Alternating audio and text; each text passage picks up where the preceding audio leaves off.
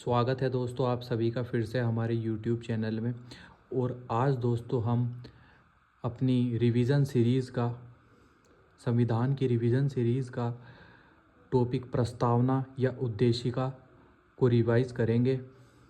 और उससे आगे भी हम अनुसूचियाँ, भारतीय संविधान की अनुसूचियाँ और भारतीय संविधान का भाग 1 तक अपना रिवीजन करेंगे।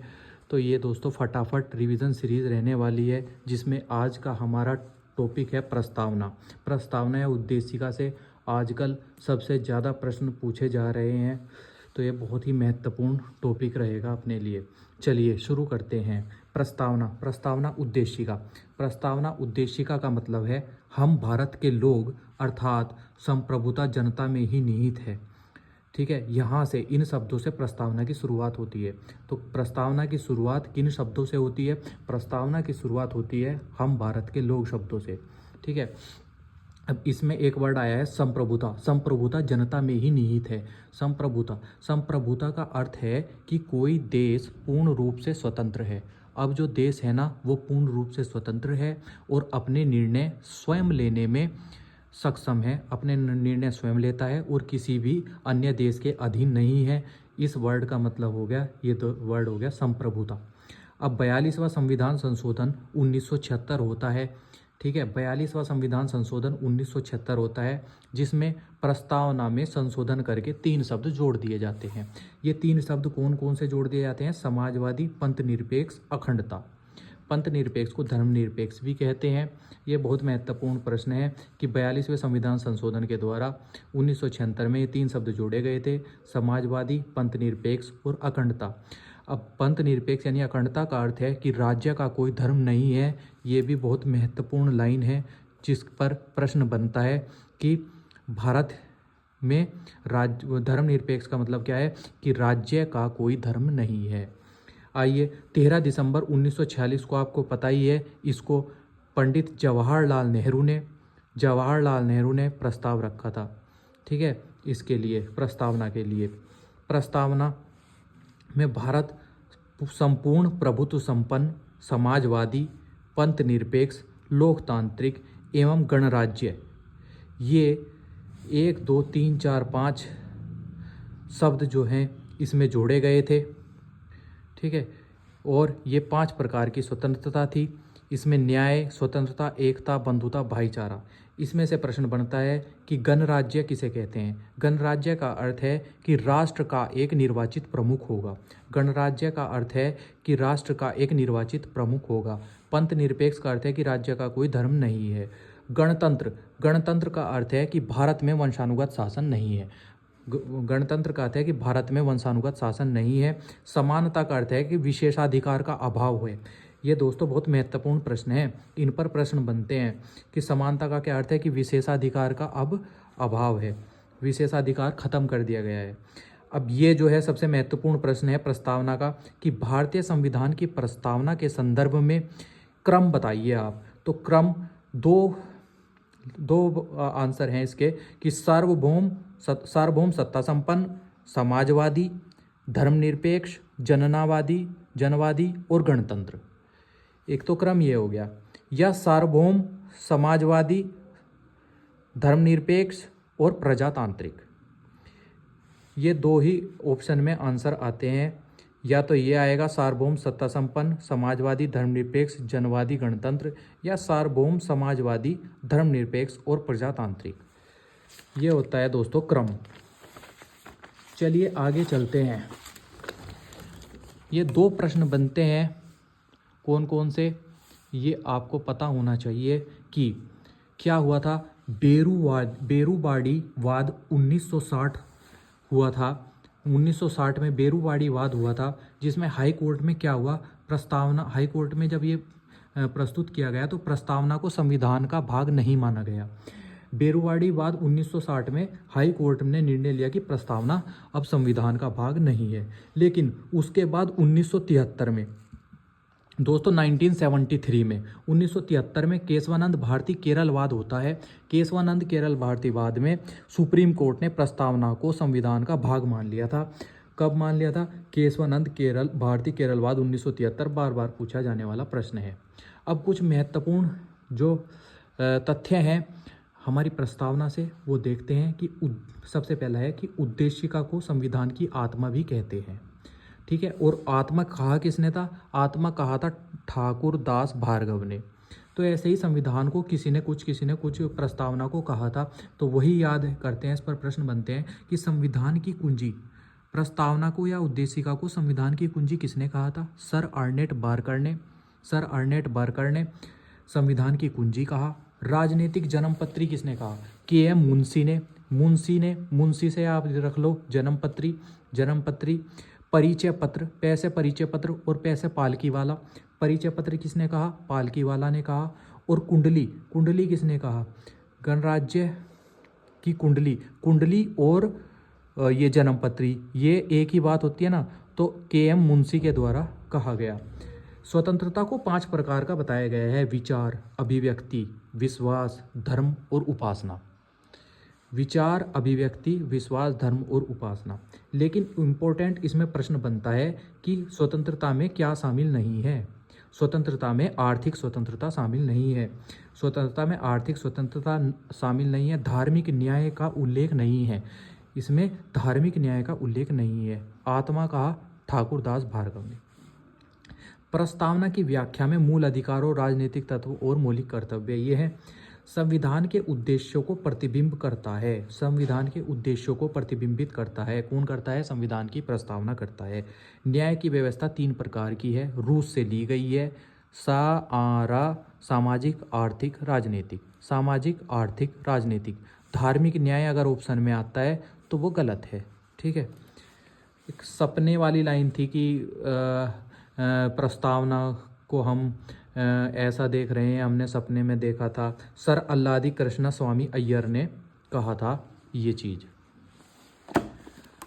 अब आते हैं भारतीय संविधान की अनुसूचियों पर। भारतीय संविधान की अनुसूचियाँ बहुत ही महत्वपूर्ण प्रश्न है। एक प्रश्न इसमें से बन जाता है। पहले कितनी थी? पहले 8 अनुसूचियाँ थी। भारतीय संविधान में पहले 8 अनुसूचियाँ थी, लेकिन अब वर्तमान में 12 अनुसूचियाँ हैं। वर्तमान में कितनी अनुसूचियाँ हैं? 12 अनुसूचियाँ हैं। प्रथम अनुसूची में क्या बात है? प्रथम अनुसूची में बात है कि भारत के राज्यों एवं केंद्र शासित प्रदेशों के नाम एवं सीमा जो है वो किस में है? प्रथम अनुसूची में है। भारत के राज्यों एवं केंद्र शासित प्रदेशों के नाम। पहले 14 राज्य थे, ठीक है, और अब वर्तमान में 28 राज्य हैं।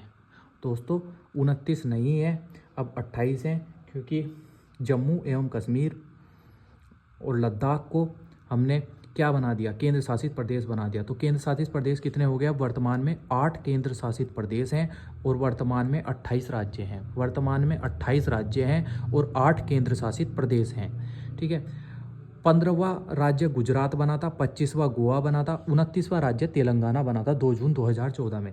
29वां राज्य तेलंगाना बना था 2014 में। अब दूसरी अनुसूची की बात करते हैं। तो अधिकारी जितने भी हैं उनके वेतन एवं भत्ते जो होते हैं दूसरी अनुसूची में होते हैं। अधिकारी, बड़े अधिकारी, राष्ट्रपति, उपराष्ट्रपति, राज्यपाल, जज, इन सब की जो वेतन होते हैं, वेतन एवं भत्ते दूसरी अनुसूची में आते हैं। वेतन कौन डिसाइड करता है? कौन वेतन डिसाइड करता है?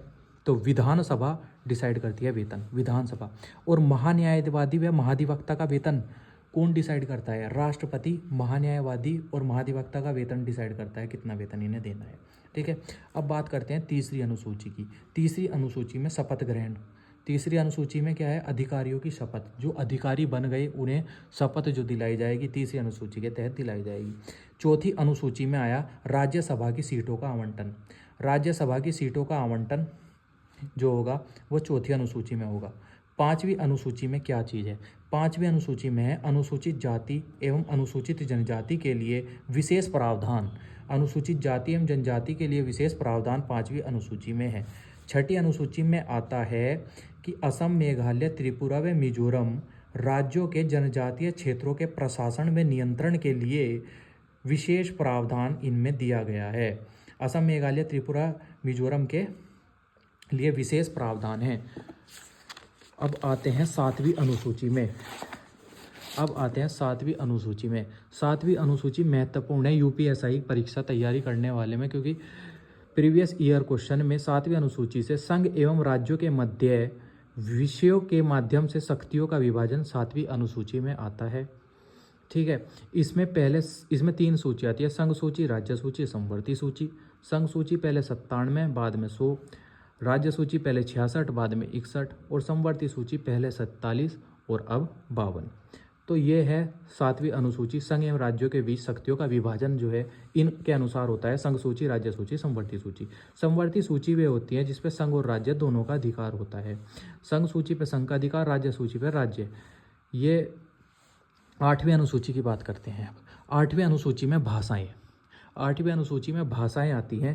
पहले भाषा 14 थी। कितनी भाषा थी पहले? 14 थी। अब वर्तमान में कितनी भाषाएं हैं? 22 भाषाएं। वर्तमान में 22 भाषाएं। 14 भाषाएं देखते हैं कौन कौन सी थी। पहली असमी, बंगाली, गुजराती, हिंदी, कन्नड़, कश्मीरी, मलयालम, मराठी, ओडिया, पंजाबी, संस्कृत, तमिल, तेलुगु, उर्दू।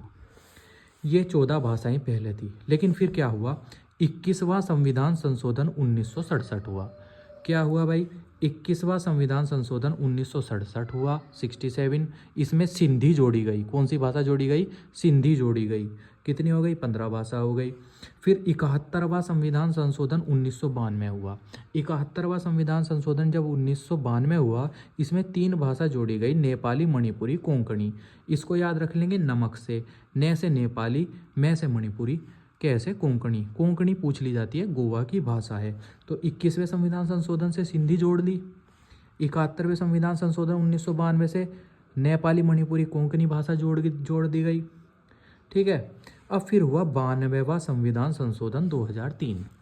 अब 92वां संविधान संशोधन 2003 में मैथिली, बोडो, डोगरी, संथाली, ये 4 जोड़ी गई। इसका ट्रिक है MS धोनी का बैट। अब M से हो गया मैथिली, बिहार की भाषा। B से हो गया बोडो, असम की भाषा। D से हो गया डोगरी, ये जम्मू कश्मीर की भाषा। और B से हो गया बोडो, असम की भाषा। और संथाली किसकी होगी? झारखंड की भाषा। S से क्या हो गया? संथाली, झारखंड की भाषा। तो ये कुल मिलाकर 22 भाषा हो गई। अब पहले तो 8 ही अनुसूचियाँ थी। अब वर्तमान में 12 अनुसूचियाँ हैं। तो वे 4 अनुसूचियाँ बाद में जोड़ी गई। वे कौन कौन सी थी? वे ये अनुसूचियाँ थी। 9वीं अनुसूची जो थी, प्रथम संविधान संशोधन 1951 के द्वारा जोड़ी गई। बहुत महत्वपूर्ण है कि प्रथम संविधान संशोधन 1951 के द्वारा कौन सी अनुसूची जोड़ी गई? 9वीं अनुसूची। और 9वीं अनुसूची में क्या आता है? 9वीं अनुसूची में आता है भूमि सुधार कानून व्यवस्था। क्या आता है? भूमि सुधार एवं कानून व्यवस्था। ये 9वीं अनुसूची में आती है। फिर 10वीं अनुसूची आई। 10वीं अनुसूची दल बदल पर रोक थी। दल बदल पर रोक थी। पार्टी में दल बदल करना, एक दूसरी से दूसरी में ऐसे नहीं जा सकते, इस पर रोक लगा। 52वां संविधान संशोधन 1985। 10वीं दल बदल, 52वां संविधान संशोधन 1985। 10वीं दल बदल, 52वां संविधान संशोधन 1985। अब 11वीं अनुसूची आई और उसमें 73वां संविधान संशोधन हुआ और 1992 में हुआ। ये 73वां संविधान संशोधन 1992। उसमें पंचायती राज को संवैधानिक दर्जा मिला, यानी पंचायती राज। और PM थे उस टाइम पे PV नरसिम्हा राव। ये हमें याद रखना है इसमें। फिर हुई 12वीं अनुसूची में नगर पालिका आई। 12वीं अनुसूची में क्या आई? नगर पालिका। नगर पालिका को संवैधानिक दर्जा प्राप्त हो गया था 74वां संविधान संशोधन 1992। 11वीं 73वां संविधान संशोधन 1992 पंचायती राज। 12वीं नगर पालिका, 74वां संविधान संशोधन 1992। दोस्तों, हमने प्रस्तावना पढ़ लिया और हमने आज अनुसूचियाँ पढ़ लिया। इसका रिवीजन भी हो गया। जिस भाई को याद करना है, नोट्स बनाने हैं, वो नोट्स भी बना सकता है। अभी बहुत टाइम है, लेकिन ये है कि जो नोट्स बनाए हैं उन्हें बराबर याद करना हमें पड़ेगा, तभी हम 3 माह में अपना ये परीक्षा कर सकते हैं। जो भी भाई कोई यूपी पुलिस की तैयारी कर रहा है, UPSI की, सभी परीक्षा की दृष्टि से, रेलवे की सभी परीक्षा की दृष्टि से संविधान की क्लास महत्वपूर्ण है। महत्वपूर्ण नोट्स हैं और ये लेटेस्ट नोट्स हैं। इसमें प्रश्न ऐड किए हुए हैं जो अभी परीक्षा में आए हुए हैं। आइए भाग 1 देखते हैं, संविधान का भाग 1। संविधान के भाग 1 यहाँ से अनुच्छेद शुरू हो जाते हैं। ठीक है, संविधान का भाग 1 संघ एवं इसके अधीन राज्य क्षेत्र इसमें आता है। संघ एवं इसके अधीन राज्य क्षेत्र। संविधान का भाग 1 में अनुच्छेद 1 से 4 तक की बात की गई है। अनुच्छेद 1 में क्या है? अनुच्छेद 1 में है संघ का नाम एवं राज्य क्षेत्र। हमारा नाम इंडिया अथवा भारत कहते हैं। राज्यों का एक संघ है। अगर कभी पूछ लें भारत क्या है, भारत राज्यों का संघ है, प्रश्न आता है भारत क्या है, भारत राज्यों का संघ है। ठीक है, भारत ऋषभ देव के बड़े पुत्र का नाम भरत था, उसके नाम पर ऋषभ देव के बड़े पुत्र का नाम भरत था, इसके नाम पर भारत पड़ा। और दुष्यंत एवं शकुंतला के पुत्र का नाम भरत था, उसके नाम पर भारत पड़ा। तो ऐसा माना जाता है। ठीक है, अब बात करते हैं अनुच्छेद 2 की। भारत में नए राज्यों तथा नए क्षेत्रों का प्रवेश या मिलाना किसमें है? नए राज्यों को भारत में मिलाना या उसका प्रवेश करना, ये किसमें है? ये अनुच्छेद 2 में है। ठीक है, जैसे सिक्किम को हमने 35वें संविधान संशोधन 1974 के तहत भारत में मिलाया था। बहुत इंपॉर्टेंट प्रश्न है। सिक्किम को 35वें संविधान संशोधन 1974 के तहत हमने भारत में मिलाया था और 36वें संविधान संशोधन के तहत इसको हमने 22वां राज्य बना लिया था। तो 2 प्रश्न इससे आते हैं। भारत में कब मिलाया? कौन से संविधान संशोधन के तहत मिलाया? 35वें संविधान संशोधन 1974 के तहत।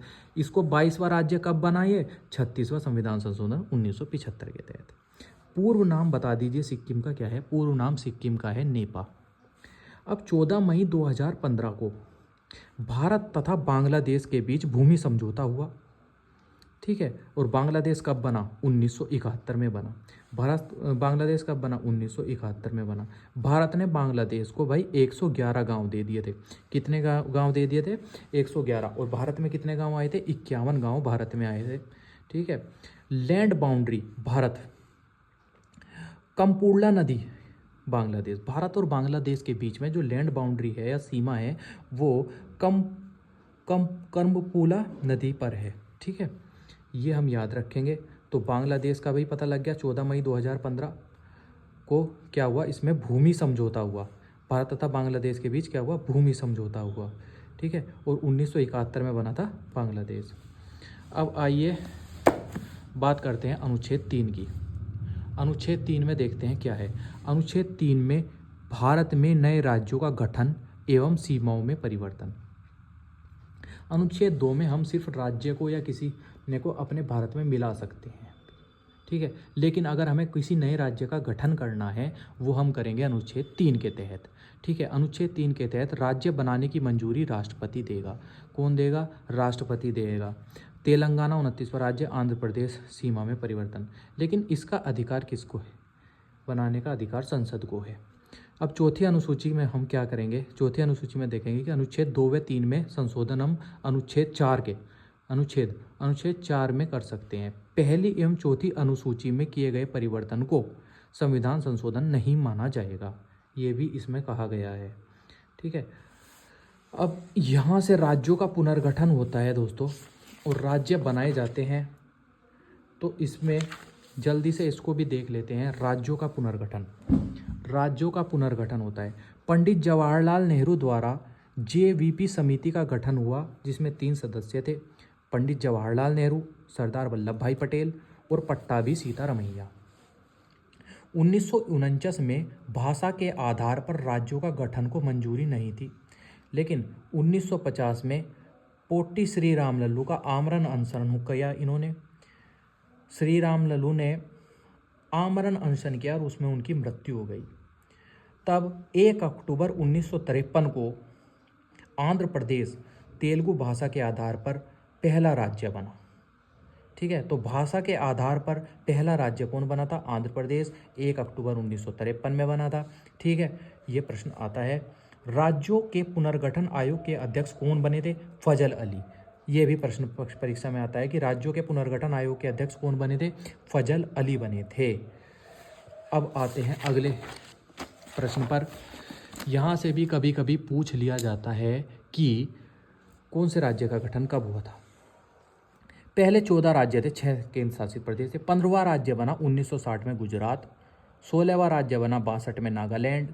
17वां 1966 में हरियाणा, 18वां 1970 में हिमाचल प्रदेश, 19वां 1969 में मेघालय, 20वां 1975 में मणिपुर, 21वां 1975 में त्रिपुरा, 22वां 1975 में सिक्किम, 23वां 1986 में मिजोरम, 24वां 1986 में अरुणाचल प्रदेश, 25वां 1987 में गोवा, दमन एवं दीव के अधिनियम के तहत। फिर ये इम्पोर्टेंट है यहाँ से, 26वां सन 2000 में छत्तीसगढ़, फिर 2000 में उत्तराखंड बना 84वां संविधान संशोधन, और सन 2000 में ही झारखंड बना। ये तीन, छत्तीसगढ़, उत्तराखंड, झारखंड, ये 2000 सन 2000 में बने। 29वां 2 जून 2014 में तेलंगाना बना। तो ये दोस्तों भारत में नए राज्यों का पुनर्गठन है, इसको आप लिख लेंगे या याद कर लेंगे। उसके बाद हम भाग 2 कल अपनी परीक्षा में अपनी क्लास में देखते हैं। ठीक है दोस्तों, अगर वीडियो अच्छी लग रही है तो लाइक करो, धन्यवाद। सब्सक्राइब कर लो चैनल को। ओके दोस्तों, धन्यवाद।